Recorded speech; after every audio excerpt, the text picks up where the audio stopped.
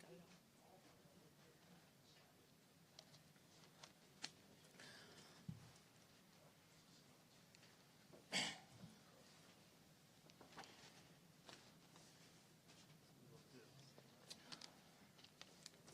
Hey, Gina, should we close the door? So, Gina.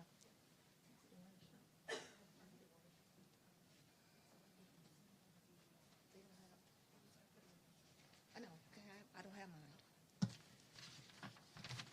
I can, may I see it? Thank you. Thank you. All right, thank you so much for your interest. I just want to be clear from the outset that we are doing this collaborative work every single day, to improve the quality of life of the citizens in this district, and particularly in the city of Detroit. We are doing this work every day. But today we are here to announce our enhanced summer enforcement. Much like last year, we are again addressing the most violent neighborhoods in Detroit, and they continue to be sections in the 8th precinct and sections in the 9th precinct. And so we're here to announce that enhanced summer enforcement strategy, and with the hopes that we are going to make a difference in those communities. So DPD, Detroit Public Police Department, has identified 6 scout areas, 3 in the 8th precinct and 3 in the 9th precinct as the summer hotspots. For those arrested in those areas or have a meaningful connection to those areas, this executive team of the One Detroit Partnership has agreed and collaborated and determined that individuals will be prosecuted in federal court for all provable felon in possessions for high-risk individuals. They will be immediately prosecuted in federal court for all provable possession of a firearm with an obliterated serial number. We will take all cases involving possession of guns with conversion switches. We will take all carjackings and Hobbs Act robberies, that's commercial robberies, from these hotspot areas during this period. Just like last year, our summer enforcement, everybody knows that Memorial Day is the unofficial beginning of summer. And so this will begin on Memorial Day, and it will continue through Labor Day. In addition, about this partnership, as I said, we are doing this collaborative work every single day. We're working together like never before to focus on the violence, the most dangerous people, and the most dangerous places. DPD reviews gun arrests twice a day to determine the risk level of the arrestee. That information is then communicated to ATF for immediate review for federal prosecution, and then to the FBI, the Wayne County Prosecutor's Office, and to my office for an immediate decision on who will take the case. In this collaborative way, the most dangerous people will be prosecuted immediately in federal court. Guns that have been converted to fully automatic sometimes go undetected because now the conversion switches, which used to be on the outside, are within the gun, and officers oftentimes can't see the conversion switches on the guns because they are now placed within the guns. So DPS, the NIBIN, National Integrated Ballistic Information Network analyst at DPD, will flag those firearms with conversion switches. The FBI will send agents to carjackings and robbery scenes immediately to work directly with the Detroit Police Department at the scene and gather evidence and participate in investigations. In addition to that, there will be direct coordination between the U.S. Attorney's Office and the Wayne County Prosecutor's Office to determine the best forum for prosecution. We are doing this in earnest, and we will not stop. We will not stop.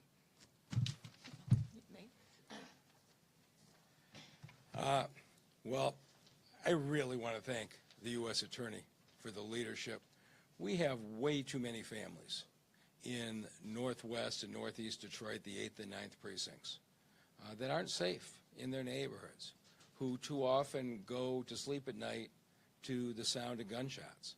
And we have never seen this kind of focused attention from the U.S. Attorney's Office and the federal government as you're seeing here, bringing in the prosecutor, bringing in the police department, and delivering a message that has two sides to it. One is that if you're committing gun crimes in this area, you're going to have the full force of federal law enforcement. But the second is what U.S. Attorney Eisen has done with the peaceniks in creating activities to show we care about the quality of life.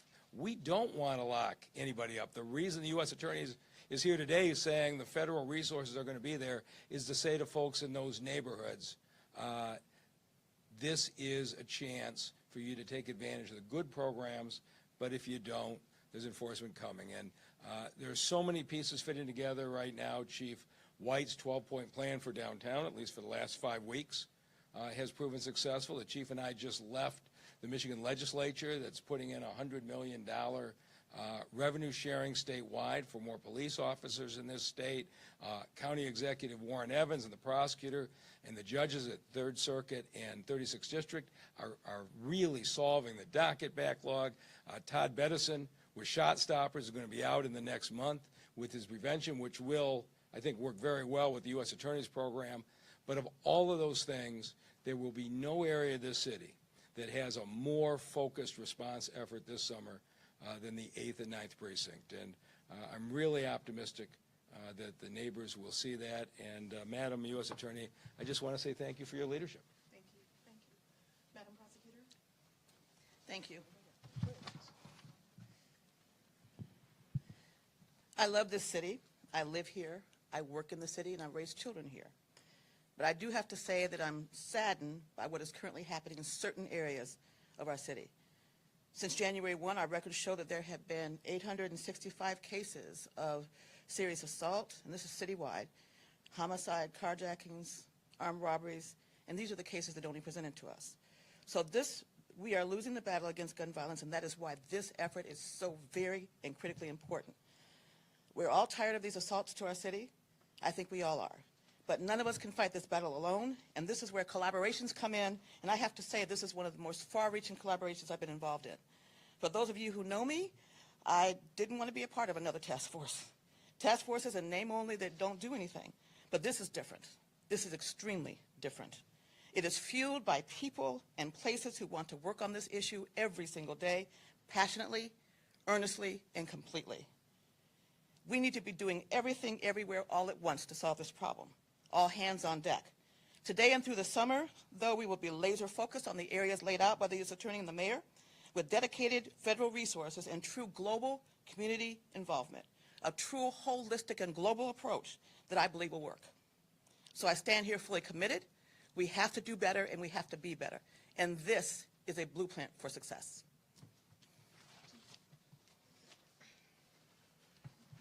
What a great day for the city of Detroit. Leaving the legislature, coming here and hearing again that we're about to launch this program that we've been working on for months. The commitment of the prosecutor, the mayor's office, and our U.S. attorney has just been unbelievably amazing, and it's going to really position us for success. We're going to be out there. We know statistically that this time of year, as we go into the summer months, crime goes up. We know that the data that we see, and we use data to inform a number of our policing decisions in our department, in our crime intelligence unit. We know that we can anticipate upticks of crime and violent crime in the 8th and 9th precinct.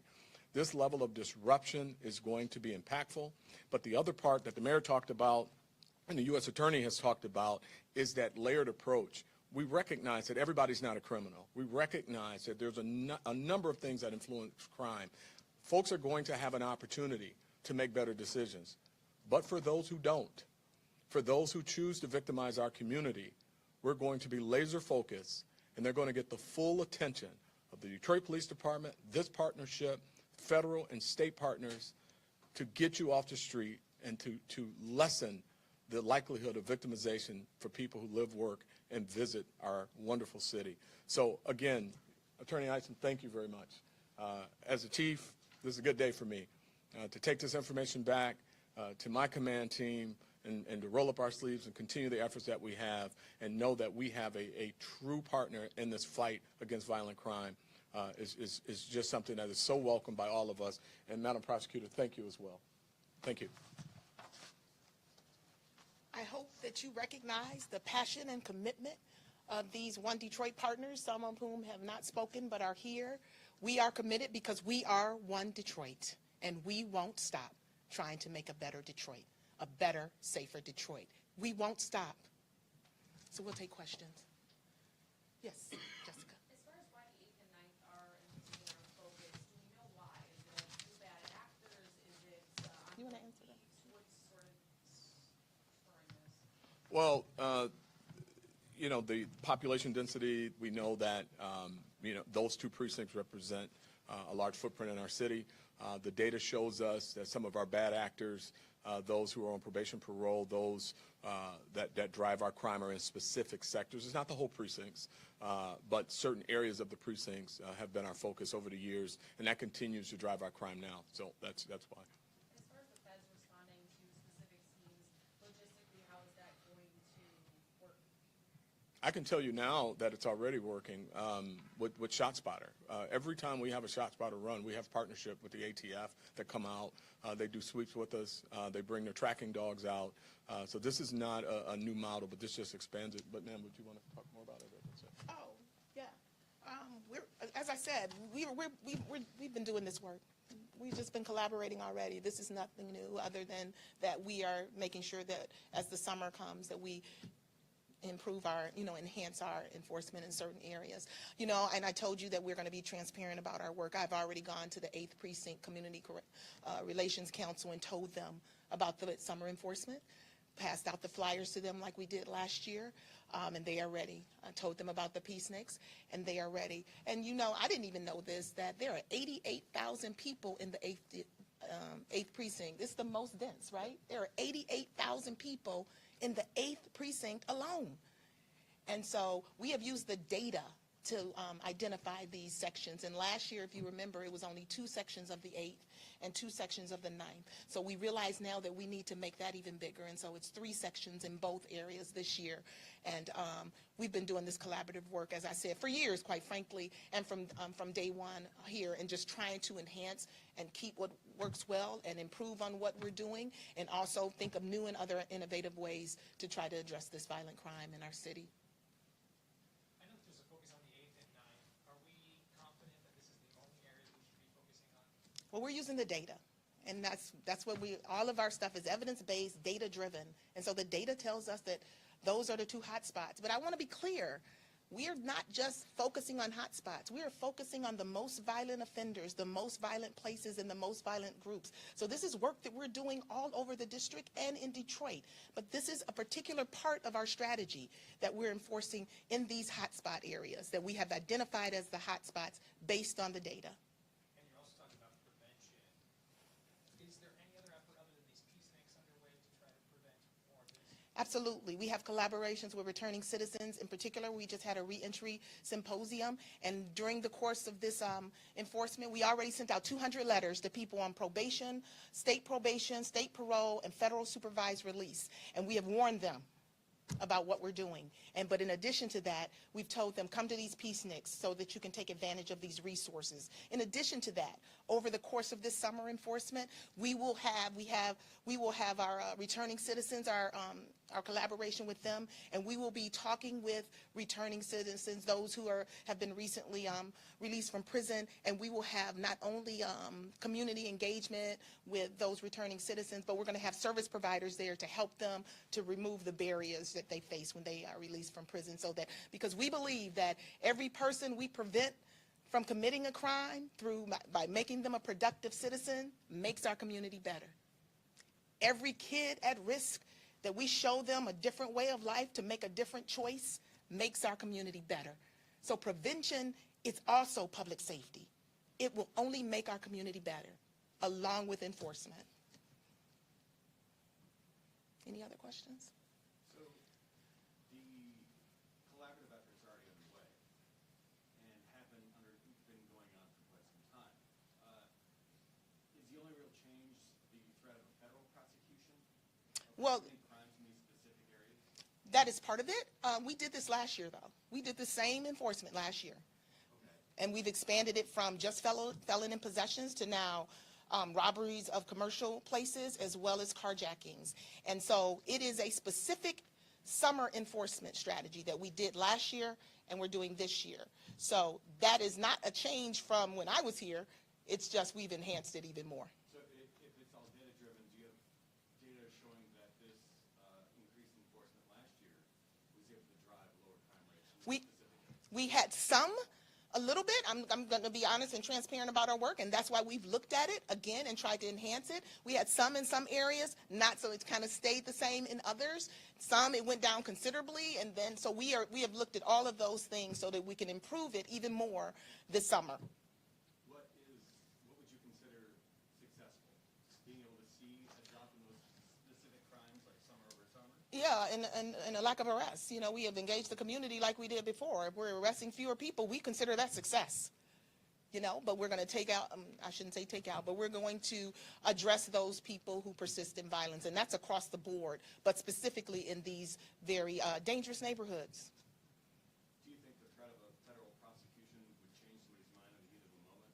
If somebody's going to go up and commit a crime, will that, you know, are they thinking about that? Like, instead of, like, what's the difference between jail when it's the federal system or the Michigan or Wayne County system?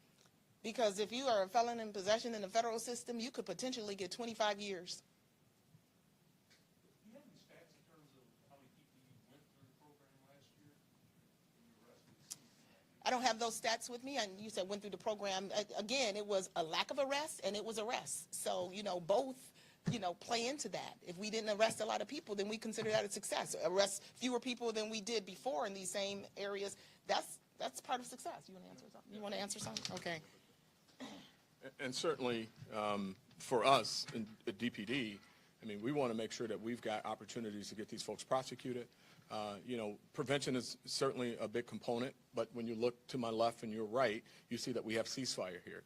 Ceasefire is on the ground working in the community, giving folks alternatives, disrupting some of those pathways to prison.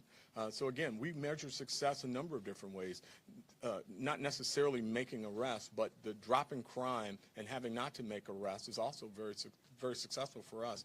Returning citizens have opportunities.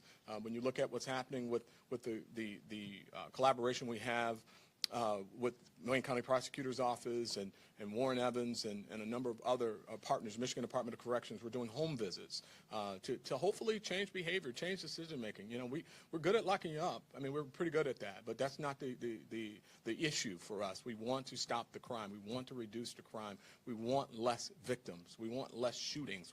We want people to leave their guns at home, and we think we're poised to do just that with this partnership. Decision to add armed robbery as a commercial situation, is there some incidents recently that maybe you wanted to add that to the mix, or?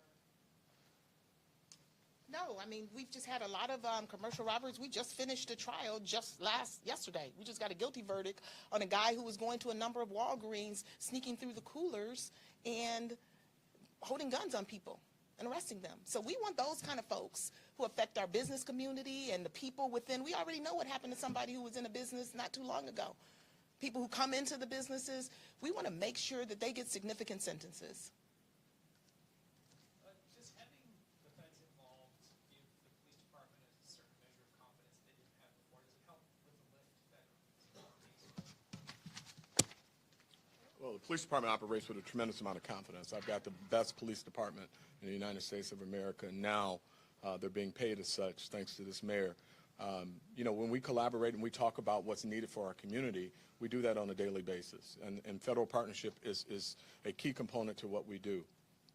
You know, this is not something we just started. This is a more precision approach. This is a more directed approach to particular areas of our city that needs to help. I mean, we need all of our partners. It takes a village. You're looking at the village, and we're working together to keep our community safe. So again, this is a good day, a great day for our community. It adds a layered approach.